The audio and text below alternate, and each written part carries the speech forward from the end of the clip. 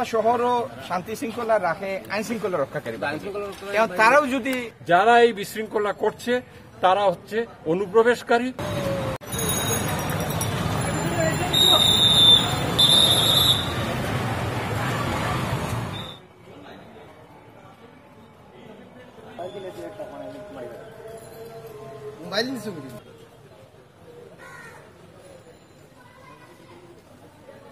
তাদের অনুপস্থিতিতে আমরা চেষ্টা করছি তাদের শূন্যস্থানটি যথাসম্ভব পূর্ণ করার জন্য।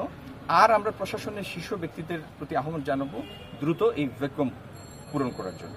আমরা দায়িত্বশীল দল হিসাবে জনগণের জানমাল রক্ষার্থে আমাদের পক্ষে যতটুকু সম্ভব আমরা ততটুকু করব। আর যে বা যারা কোনো প্রতিষ্ঠানে কোনো ব্যক্তির গায়ে তার যে কোনো রাজনৈতিক পরিচয় হোক একটা টোকা দিবে, সেই টোকা দানকারী ব্যক্তি হচ্ছে দুর্বৃত্ত, সে কোনো রাজনৈতিক এলিমেন্ট না।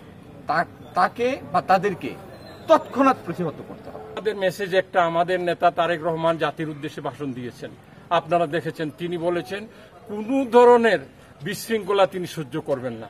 যারা এই বিশৃঙ্খলা করছে তারা হচ্ছে অনুপ্রবেশকারী, তারা হচ্ছে সমাজের দুষ্কৃতিকারী, এদেরকে প্রতিহত করতে হবে। সমাজের প্রতিটি স্তরের মানুষ যেভাবে অতীতে আন্দোলন সংগ্রামের মধ্য দিয়ে এই ফ্যাসিস্ট সরকার বিদায় করেছে, ঠিক অনুরূপভাবে গতকাল থেকে যারা এই সমস্ত বিশৃঙ্খলা তৈরি করছে তাদেরকে প্রতিহত করতে হবে। এবং প্রতিহত করার লক্ষ্যে আমরা বাংলাদেশ জাতীয়তাবাদী দল কাজ করছি এবং আমাদের বিভিন্ন স্তরের অঙ্গ সহযোগী সংগঠনের নেতৃবৃন্দরা কাজ করছেন।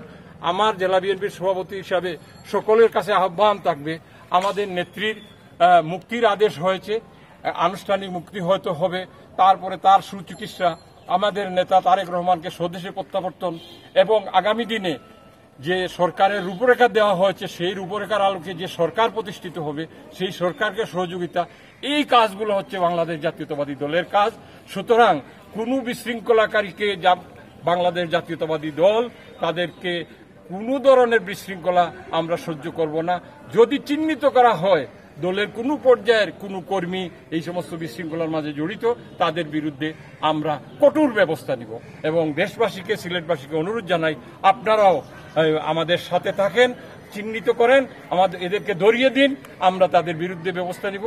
আর সিলেট বিভাগের, বিশেষ করে সিলেট জেলা এবং মহানগরের পুলিশ বাহিনীকে আমরা অনুরোধ করব, তাদের কর্মকর্তাদেরকে অনুরোধ করব, আপনারা স্ব দায়িত্ব পালন করেন। আপনাদের যে কোনো প্রয়োজনে বাংলাদেশ জাতীয়তাবাদী দলকে আহ্বান জানালে আমরা আপনাদের পাশে এসে দাঁড়াবো। আপনারা ভয়ভীতির ঊর্ধ্বে থেকে জনগণের সেবক হিসাবে আপনারা কাজ আজ থেকে শুরু করেন। সুতরাং আমার বিশ্বাস আপনারা কাজ শুরু করে দিলে এই ঠুকাই এবং বিশৃঙ্খলাকারী যারা দুষ্কৃতিকারী যারা কাজ করছে এরা কেউ সমাজে থাকবে না।